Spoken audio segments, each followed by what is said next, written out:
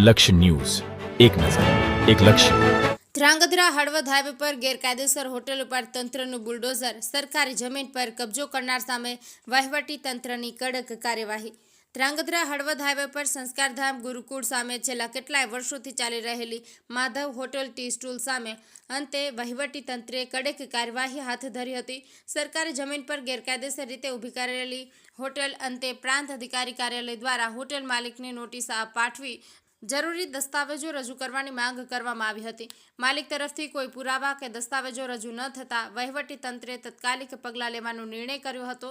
આ અનુસંધાને પ્રાંત અધિકારી હર્ષદીપ આચાર્યના માર્ગદર્શન હેઠળ મામલતદાર HR પઢિયાર, માર્ગ અને મકાન વિભાગના નાયબ કાર્યપાલક ઇજનેર SP જાડેજા, પોલીસ દળ તેમજ વહીવટી સ્ટાફની ટીમ ઘટના સ્થળે પહોંચી હતી. સ્થળ પર પહોંચીને જરૂરી કાર્યવાહી કર્યા બાદ ગેરકાયદેસર હોટેલને તોડી પાડવામાં આવી હતી. વહીવટી તંત્રની આ કાર્યવાહી બાદ ધ્રાંગધ્રા અમદાવાદ હાઈવે પર ગેરકાયદેસર રીતે સરકારી જમીનમાં ઊભી થતી વ્યાવસાયિક પ્રવૃત્તિઓ અંગે સામાજિક વર્તુળોમાં ચર્ચા જાગી છે. લાંબા સમયથી ચાલતી આવી ગેરરીતિઓ સામે હવે તંત્ર દ્વારા કડક વલણ અપનાવવામાં આવશે તેવી સંભાવનાઓ વ્યક્ત થઈ રહી છે. આ સાથે જ સ્થાનિક લોકોમાં પણ સંદેશો ગયો છે કે જે કોઈ પણ સરકારી જમીન પર કબજો કરીને ગેરકાયદેસર પ્રવૃત્તિઓ કરશે તેમના વિરુદ્ધ આવી જ કાર્યવાહી હાથ ધરવામાં આવશે.